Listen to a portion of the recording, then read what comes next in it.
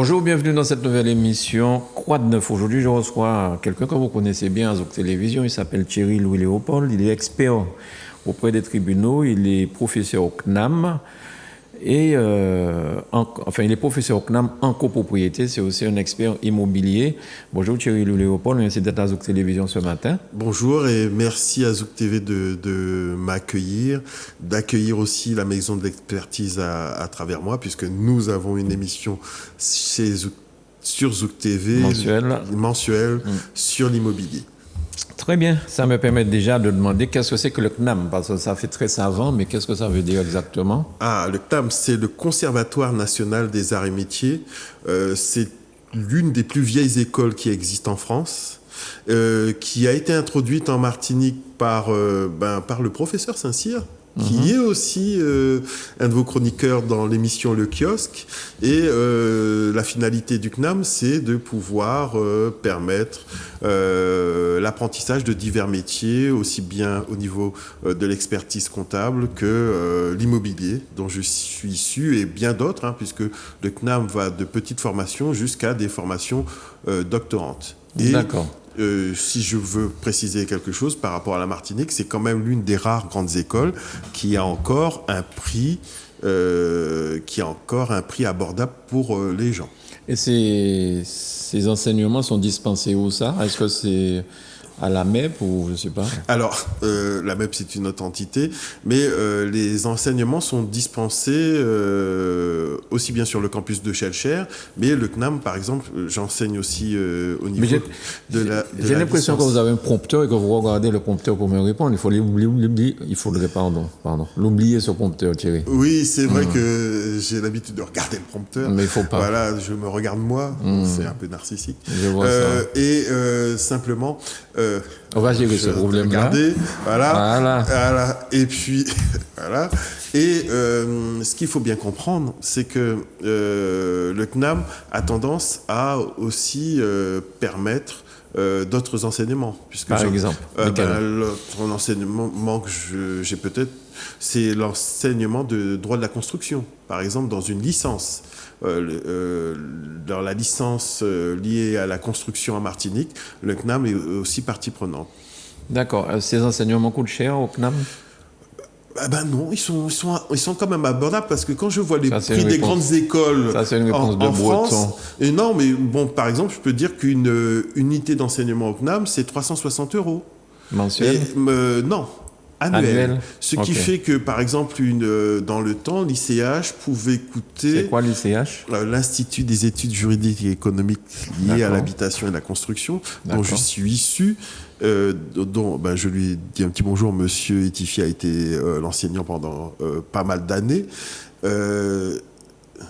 Donc, 6 UE, c'est 360 pour 9 UE. Donc, c'était à peu près moins de 5 000 € quand même. 5 à 6 000 € pour avoir une formation niveau Bac plus 4, Bac plus 5, et qui est très reconnue. Mais donc, c'est quand même cher, Thierry. 5 000 €, c'est cher. Quand je vois des gens qui... des copains qui ont des enfants qui font des études, qui payent 800 € par mois, rien que pour les entretenir, sans avoir ne serait-ce que payer les études ou les classes où ils sont, un cursus à moins de 5 000 €, et qui a une formation quand même qui est reconnue, qui est au niveau RNCP, donc qui est reconnu professionnellement, c'est quasiment donné. Et dans le temps, je précise que la région aidait les demandeurs d'emploi. C'est réservé aux élites, c'est ça? Non, le CNAM, justement, c'est réservé, j'allais dire, c'est l'université de la deuxième chance. C'est pas réservé aux élites, c'est réservé aux personnes qui veulent peut-être avoir un autre élan professionnel, soit poursuivre celui qu'ils ont déjà, ou s'orienter vers une autre profession. Jusqu'à quel âge on peut s'inscrire et puis suivre ces cours-là au CNAM? Je suis tenté de dire que jusqu'à quel âge? Jusqu'à 99 ans. puisqu'il n'y a pas de limite. Quand moi-même j'étais étudiant, j'avais des gens qui avaient la cinquantaine, soixantaine, Mais qui les cours venaient sont prendre des dispensés yeux. à quelle heure? Alors, les cours sont dispensés pour ceux que je De jour connais. ou en début de soirée? C'est en début de soirée. En début de soirée. Début de soirée, et dans Donc le temps quelqu'un passé peut les examens travailler et dimanche. puis finalement venir le soir suivre les cours du CNAM. Parfaitement. Bien. Parfaitement. Donc ils travaillent pour payer les 5 000 euros, ils viennent le soir dépenser les 5 000 euros. C'est Alors, pas mal. ils viennent investir. Je serais tenté parce que quand vous travaillez pour vous, vous investissez en vous et ça vous permet d'aller beaucoup plus loin et peut-être viser des objectifs que vous n'avez pas pu atteindre dans un premier temps. Et puis, vous êtes un peu plus accompli, vous avez élevé votre famille, vous voulez prendre un autre élan, vous mettez d'autres choses en place. Et ce qui me semble quelque chose de très fort. Et puis, il faudrait peut-être qu'un jour, M. Saint-Cyr vienne parler du CNAM. Alors là, on parle de M. Philippe Saint-Cyr. Oui, chroniqueur. Qui est, oui, il est chroniqueur, mais les gens ne savent peut-être pas Voilà. qu'on parle de la même personne. D'accord, exact. Et il est président, il est quoi au CNAM? Ah ben, il est président du CNAM. Président du CNAM, Voilà. il a été aussi président de l'université Antilles-Guyane à l'époque. Voilà, il a été doyen, voilà, quelqu'un qui a beaucoup apporté au niveau de l'enseignement supérieur en Martinique. Très bien. Eh bien, merci pour ces explications, parce que souvent on voit que le CNAM, on ne sait pas de quoi on parle. Est-ce qu'il s'agit d'une marque de ciment? Enfin bon, là au moins c'est clair. Très bien. Qu'il ne faut pas confondre avec une caisse d'allocation ou autre, comme certaines personnes peuvent confondre. Voilà. Oui, Caisse nationale allocation Martinique, c'est ça? Voilà. On n'est pas encore indépendant. Alors, le sujet d'aujourd'hui, on parlera des loyers impayés, parce que souvent ça arrive. Les gens viennent dans un appartement, dans une villa. Après un certain laps de temps, ils ne payent plus leur loyer. Et ça semble être terriblement compliqué et difficile de pouvoir leur demander de remettre l'appartement. On ne parle même pas encore des squats, parce qu'il y a des squatteurs, ce sera l'objet peut-être d'une autre émission, parce que c'est assez bizarre tout ça. Mais en tout cas, pour les loyers impayés, alors moi je pensais que vous ne payez pas. Ben écoutez, vous ne payez pas, vous avez dit au monsieur, vous n'avez pas payé depuis 1, 2, 3 mois, rendez-moi les clés de ma maison, merci de vous en aller. Et à la rigueur, que si peut-être qu'il fallait, si ça traîne, j'ai envie de dire, est-ce qu'il faut faire la manu militari? Mais apparemment, c'est pas ça du tout. Hein. Ah oui, non, faire le shérif soi-même, non, c'est pas possible. Il ne faut pas oublier que la plupart des gens ont un bail, un bail qui protège énormément le locataire. Si c'est un bail du 6 juillet 89, alors le bail du 6 juillet 89, c'est quoi? C'est le bail d'habitation principale, c'est celui en général de 3 ans que l'on signe avec son locataire et qui fait de lui, entre guillemets, le propriétaire de cette habitation pendant ces 3 ans. Alors, c'est vrai que... à partir de combien de mois d'impayé qu'on commence les procédures pour lui demander de quitter l'appartement? Dès le premier impayé. Alors, dès le premier impayé, on commence les procédures liées à l'impayé. Donc, c'est-à-dire que l'on contacte la CAF. On peut contacter... Pourquoi la CAF? La CAF, si cette personne bénéficie d'aide. Telle que la PL. Telle que, voilà... Si elle existe toujours, ça c'est même plus. Oui, ça existe, oui. Exact. On peut contacter non, parce que vous avez parlé de la CAF. des sociétés aussi, le garant. Si elle a un garant, on le contacte. On peut contacter aussi le dispositif Visal. C'est quoi ça? Alors Visal, c'est un dispositif qui a été mis en place par le gouvernement où, par exemple, les dépôts de garantie et un certain nombre de prestations étaient prises en compte pour le locataire si elle a monté un dossier. Donc toutes ces choses-là peuvent, dès le premier impayé, être mises en place de manière à éviter que l'on ait des effets qui s'enchaînent, dominos qui s'enchaînent et qui créent des problèmes. Alors, ces premiers impayés ne dirigent pas directement vers l'expulsion. Ça permet au locataire de, déjà, lui, s'il sait qu'il est dans certaines situations, avoir des moyens de pouvoir très rapidement mettre en place des solutions palliatives qui lui permettent de ne pas envenimer la situation. Alors, et si tout ça ne porte pas ses fruits, qu'est-ce qui reste? Il faut quand même pas oublier que c'est quand même le propriétaire qui est lésé dans l'histoire, hein. Donc, qu'est-ce qui reste à ce fameux propriétaire pour essayer de se faire restituer son bien? Alors, il y a plusieurs étapes, hein, plus quand même un peu avant. Il y a des étapes où ils peuvent essayer de concilier leurs parties pour que ce locataire puisse obtenir des délais de paiement. On s'est retrouvé face à des situations assez particulières, hein, liées notamment aux périodes sanitaires où les gens n'avaient pas forcément d'entrée d'argent, et quelquefois il est préférable de peut-être allonger le délai de paiement et d'obtenir les paiements que d'entrer dans des situations conflictuelles graves qui ne permettraient pas d'avancer. C'est ce qu'il faut essayer d'obtenir. Parce que ce qu'il ne faut pas oublier, c'est que les propriétaires qui seraient tentés d'expulser eux-mêmes leurs locataires, parce que il faut le dire, peuvent encourir jusqu'à 3 ans de prison et 30 000 euros d'amende. Donc, je sais que ça peut paraître énorme. Non, c'est ça peut paraître. Oui, je me demande, les lois sont faites pour qui en fait? Oui, mais les lois sont faites pour protéger tout le monde. Aussi bien les propriétaires que les locataires, parce que imaginez que ça se passe mal. Chérie, combien de temps ça prend une expulsion passant par le tribunal à peu près? Ça peut prendre une année minimum. Et j'ai vu on va au-delà de ça. On peut aller au-delà de ça s'il y a des particularités liées à l'état de santé du locataire. Ça c'est un cas exceptionnel, je peux comprendre.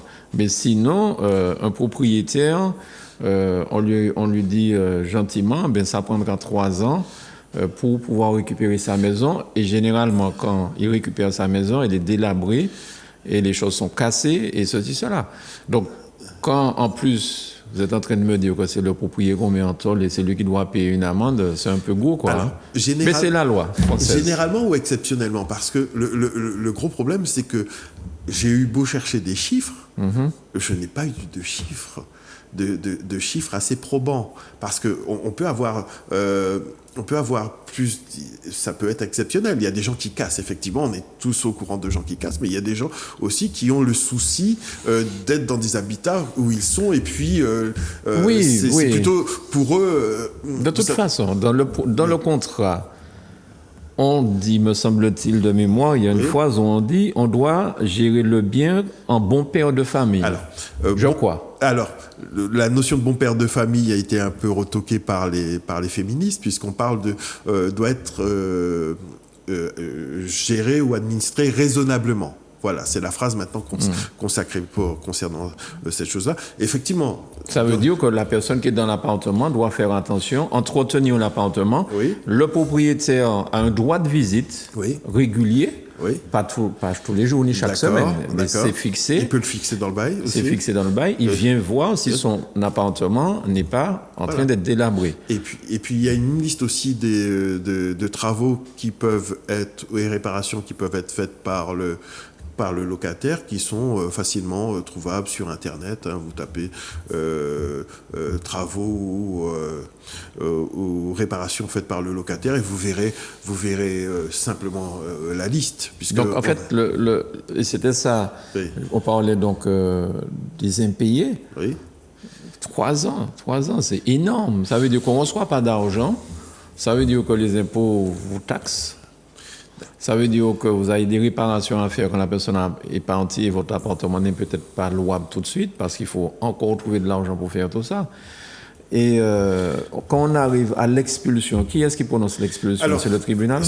En général, c'est le juge. La plupart du temps, s'il y a une clause résolutoire qui est mise dans le bail, d'accord? Donc, il le fait. S'il n'y a pas de clause résolutoire. C'est quoi une clause résolutoire? Alors, c'est une clause qui prévoit qu'en cas d'impayé, cette personne peut être expulsée. En combien de temps? Donc ça, c'est marqué en général. Disons dans les 6 mois, quand la personne commence à ne pas payer. Alors, ça dépend, parce que n'oubliez pas qu'il y a aussi chez nous, en Martinique, une trêve cyclonique.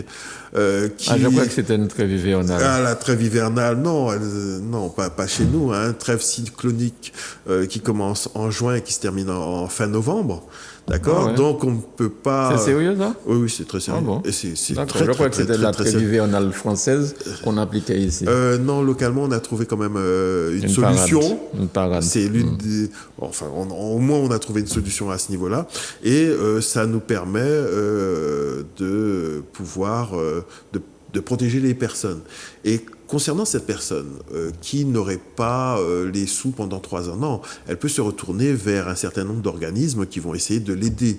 Vous avez notamment, les gens l'oublient, les centres d'action communale qui peuvent essayer d'apporter des aides. Vous avez le retour vers la CAF, vous voyez Visal, vous avez un certain nombre d'éléments qui peuvent vous être donnés et que vous pouvez facilement trouver, par exemple, sur le site de la préfecture de Martinique. On peut trouver un certain nombre de choses. Alors, ce propriétaire ne sera pas laissé dans un certain dénuement. Ensuite, il y a aussi cette conciliation. Cette conciliation qui me paraît importante. Oui. Beaucoup de propriétaires oublient que quelquefois un bon arrangement vaut mieux qu'un mauvais procès. À trop vouloir, par exemple, moi j'ai eu quelqu'un que je connaissais qui avait un locataire qui avait des difficultés à payer, mais c'était les dettes du père. Il lui a dit, les dettes du père ne sont pas les dettes du fils. Et je crois que ça a soulagé le locataire, c'est-à-dire qu'il a effacé les dettes. Mais qui a dit ça, le tribunal? Non, ils se sont arrangés entre eux. D'accord. Il a effacé les dettes du père et il n'a jamais eu de problème en tant que fils, puisque jusqu'à la mort de cette personne, il a toujours été payé. Voilà, donc quelquefois... Mais est-ce que c'est légal de dire ça? Que les Faites dettes ce que du vous voulez, père... c'est votre bien. Non, mais c'est pas ça. Au-delà de... Est-ce que le fils, par exemple, peut dire les dettes de mon père ne sont pas mes dettes, je ne paye pas? Alors, non. Les dettes... Parce que est-ce que le fils était dans la maison quand ça s'est produit? Je parle que le fils était bailleur. Le père était bailleur. Alors, le fils ou le père, qui est-ce qui était bailleur? Les deux étaient bailleurs. Donc, ouais. Le fils a considéré face aux impayés que le père avait face à ce locataire qu'il pouvait, d'une certaine manière, demander qu'elles soient effacées. Et il les a effacées. Et quand il les a effacées... Mais ça c'est pas la loi qui dit ça, je veux dire. D'accord, c'est un arrangement. C'est un accord entre les personnes. C'est pour ça que quelqu'un est malade, par exemple, on peut dire, bon, pendant tout son temps de maladie, on lui demande pas d'argent. On peut aussi. D'accord. Ou donc on peut l'orienter vers une des caisses d'aide pour lui dire... Oui, bien sûr. Mais enfin, je veux dire que ce sont des arrangements à l'amiable. Mais voilà. je crois que c'était le tribunal qui pouvait décider ça. Non. Alors, le tribunal peut avoir des décisions qui sont assez surprenantes pour certaines personnes. Le tribunal peut accorder des délais supplémentaires allant de 3...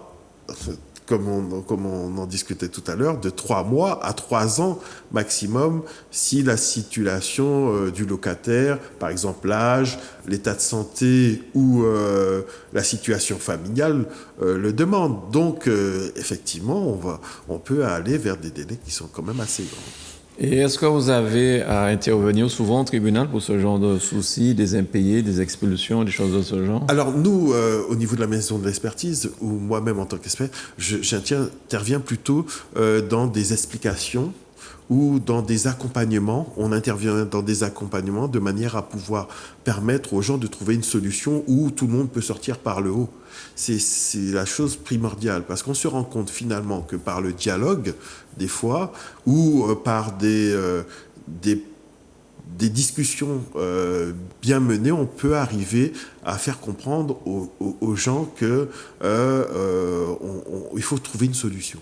Il faut trouver une solution, ne pas essayer d'engorger forcément un tribunal, ne pas essayer d'avoir une vengeance implacable parce que ceci, etc. Mais on essaie d'avancer. D'accord. Et on peut arriver vraiment à des solutions qui sont très, très, très honorables pour tout le monde. Bien. Alors, vous êtes aussi expert immobilier. Est-ce que vous avez intervenu souvent parce que j'ai entendu une musique ces derniers temps où on dit que les Martiniquais vendent leur terre, leurs biens à des gens qui ne sont pas peut-être Martiniquais, ils sont français, mais bon. Je pense que tout le monde comprend ce que je veux dire. Qu'on vend la terre de la Martinique aux étrangers, que bientôt la Martinique ne sera plus aux Martiniquais. Est-ce que vous avez intervenu dans ça? Vous avez beaucoup de soucis dans ce domaine? Alors, nous, on intervient... Alors, on peut intervenir dans des explications. J'ai eu le cas d'un confrère qui était intervenu une fois pour expliquer à une dame comment avoir à régler un cas avec un agent immobilier qui aurait été indélicat. Finalement, c'était pas un agent immobilier qui avait pignon sur rue. On a découvert que c'était même pas un agent immobilier qui avait procédé entre guillemets à la vente de son bien.